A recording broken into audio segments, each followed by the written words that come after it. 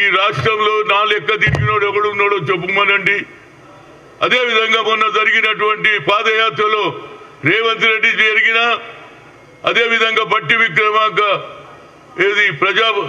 ఏదైనా యాత్ర పెడితే, పీపుల్ యాత్ర పెడితే కూడా అందులో కూడా తిరిగా.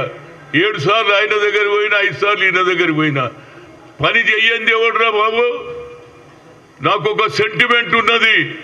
రాజీవ్ గాంధీ ఎప్పటి పోయినా నేను 2 సార్లు ఖమ్మంలో, ఒకసారి ట్రైబల్ ఏరియాలో, ఒకసారి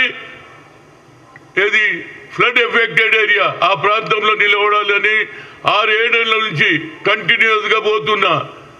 నాకంటే ఇంతకుముందు కూడా ఆనాడు నేను పీసీసీ ఉన్నప్పుడు రంగయ్య నాయుడు, అదేవిధంగా తర్వాత అవుట్ సైడర్ అయినటువంటి నాదెల్ల భాస్కర్రావు, అదేవిధంగా రేణుకా చౌదరి.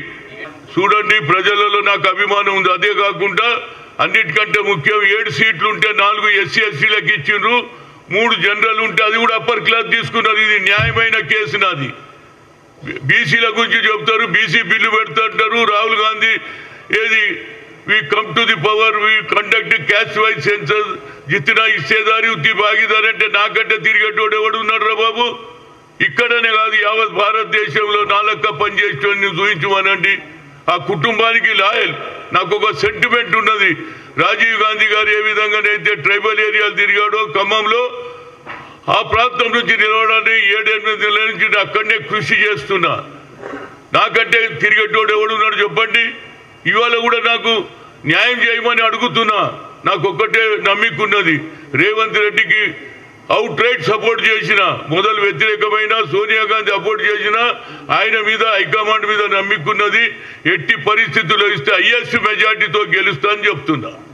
ఇంతకంటే ఏం చెప్పాలి. ప్రజలు కోరుతున్నారు, రా హనుమంతన్న రా, మేము గెలిపిస్తాం. బడుగు బలైన వర్గాల వారికి సీట్ ఇయ్యరా, మేము బీసీలకు ఓట్లేసే మిషన్లమా అని అడుగుతున్నా. నేను ఎన్ని రోజులు ఊరుకోవాలండి.